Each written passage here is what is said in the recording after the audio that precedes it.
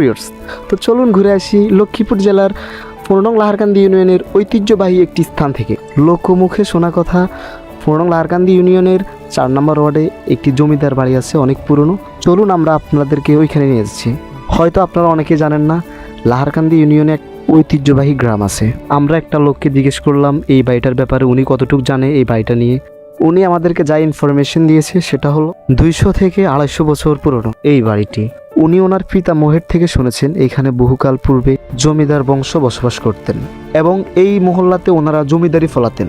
বাড়িটা দেখলেই বোঝা যায় বাড়িটা কতটা পুরনো, কতটা ঐতিহ্য মিশে আছে এই বাড়িটার সাথে, জমিদার বংশের সাথে। যুদ্ধের পূর্বেও তিনি শাসন চালিয়েছেন এই মহল্লাটাতে। শোনা গেছে যুদ্ধের সময় ওনারা এখান থেকে বিতাড়িত হয়ে গেছেন। বাড়িটি দেখলে আপনি হয়তো অনুভব করবেন বাড়িটি এখনই ভেঙে পড়বে, কিন্তু না, এখানে লোহার শক্ত পাত দ্বারা এটা নির্মাণ করা হয়েছে। জানা গিয়েছে যুদ্ধকালীন সময়ে মুক্তিযোদ্ধারা এখানে আশ্রয় গ্রহণ করেছিল এবং এইটাকে তারা তাদের ছোটোখাটো একটা ক্যাম্প হিসেবে পরিচালনা করেছিল। যুদ্ধের পর থেকে এখানে আর কাউকেই দেখা যায়নি, বাড়িটি পরিত্যক্ত অবস্থায় পড়ে রয়েছে। বাড়িটির অবস্থান দেখলেই বোঝা যায় এখানে এখন আর কেউ থাকে না। পুরো বাড়িটির ছাদ লোহার পাত দ্বারা নির্মিত, যার কারণে বাড়িটি এখন অক্ষত অবস্থায় আছে। আমরা যদি দেওয়ালে খেয়াল করে দেখি তাহলে দেওয়ালগুলো ঘষে পড়তেছে, কিন্তু ছাদের কিছুই হয়নি। তো ভিউয়ার্স, আমাদের আজকের ভিডিও এ পর্যন্তই।